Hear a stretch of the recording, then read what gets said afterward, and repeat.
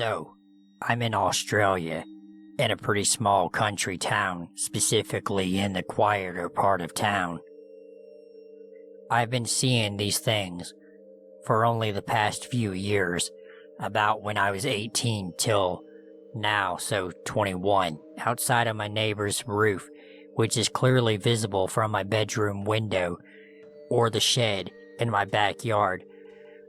Also, from my bedroom windows, I will see what has been described as a crawler, yet the ones I see are thin with a straight back.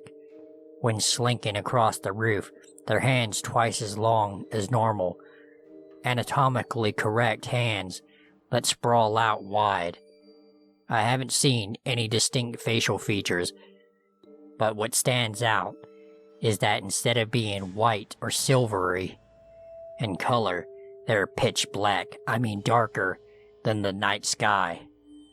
They move slowly and fluidly, close to the roof without a hunch or any excess movements as a human crawling would, as if its legs bend sideways. I often see them and avoid looking at them directly, but I have never seen them touch the ground or get any closer than my neighbor's roof.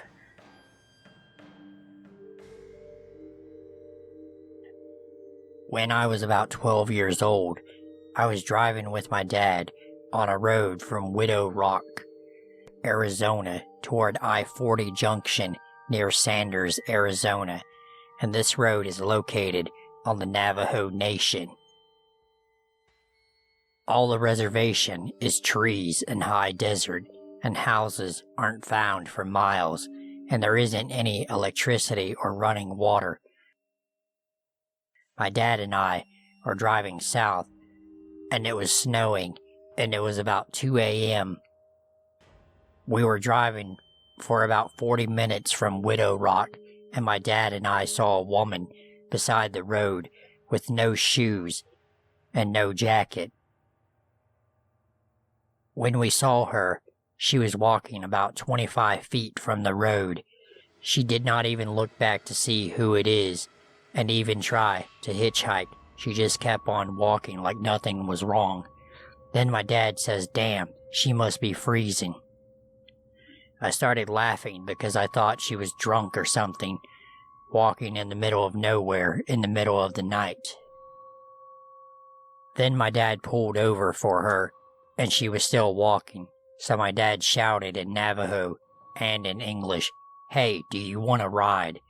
As soon as my dad yelled, she turned around slowly to look at us, and her long hair was covering her face. We could not even see what her face looked like. Her hair covered her whole head like a mop head. She slowly started walking towards us, stepping on rocks and branches and snow. She walked up to the truck on the passenger side, where I was sitting, and just stood by the window. My dad said, "Open the door, jump in the back."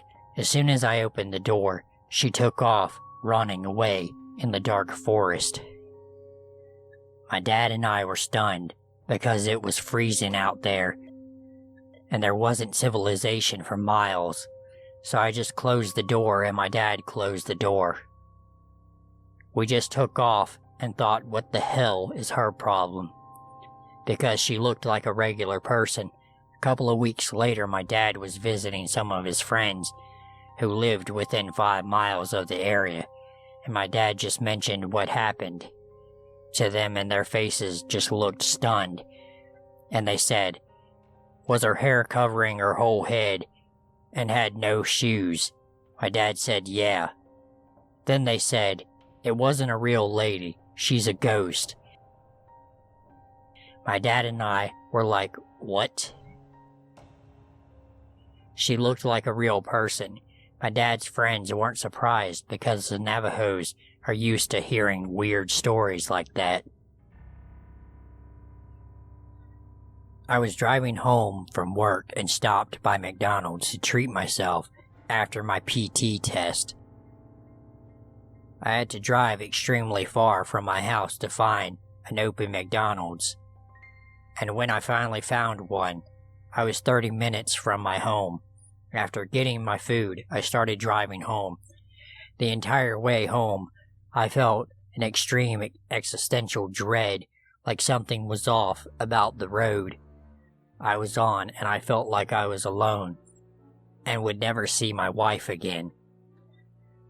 I was on a stretch of highway with trees on both sides and 0 cars passing. After about 10 minutes of driving with no other cars, I saw a stoplight. The light was green, and then there was a deer standing under the light. It had been raining, and the puddle under the deer made it look like its legs had another joint where its feet should be, and that it was around a foot taller than it should have been.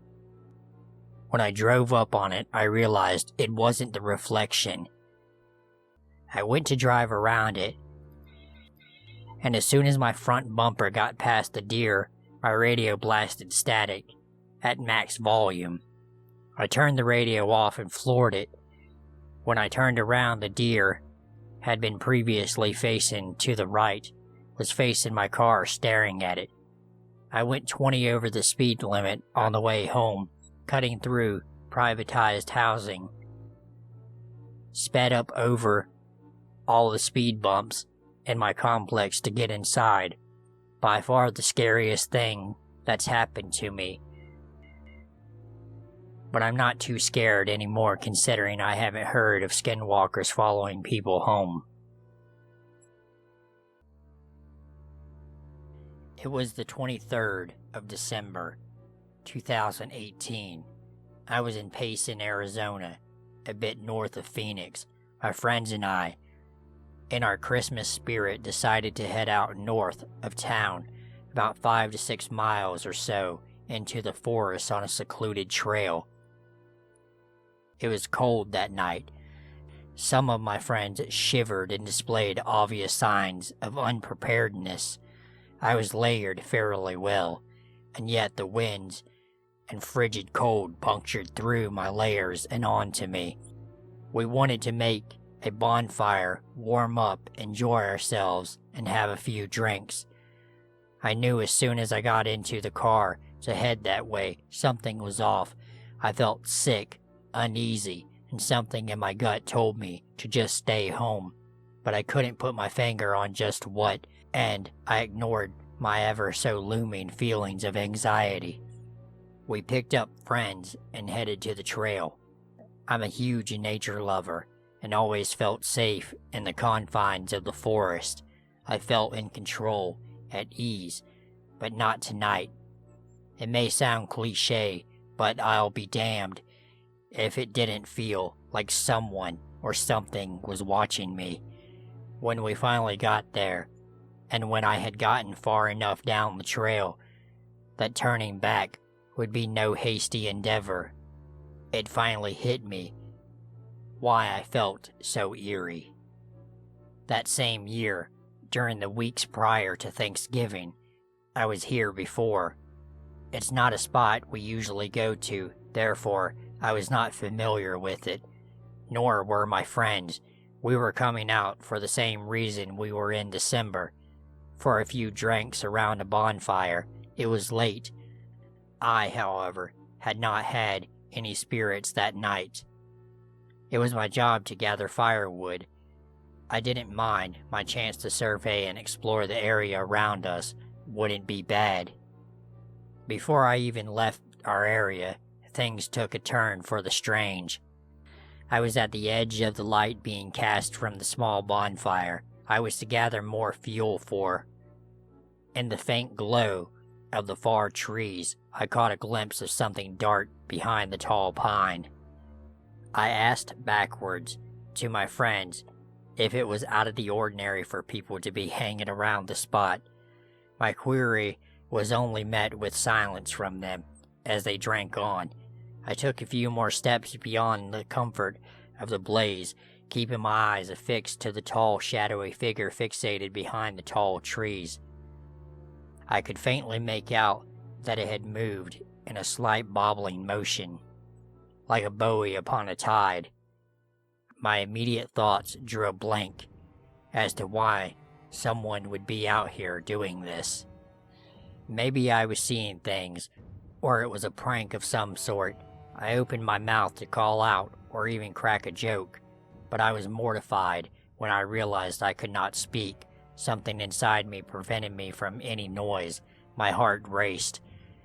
As it swiftly came, it shot off into the distance like a bullet. Being startled so badly, I fell back on to the ground and kicked myself back like a spooked animal, scratching and cutting my hands as I did so. My friend saw me and laughed, thinking I was drunk. I managed to stammer out a line to what I saw, but I was only met with a few blank stares and laughs, making me sound stupid. For the rest of the night, I never dared step away from the beams of the bonfire.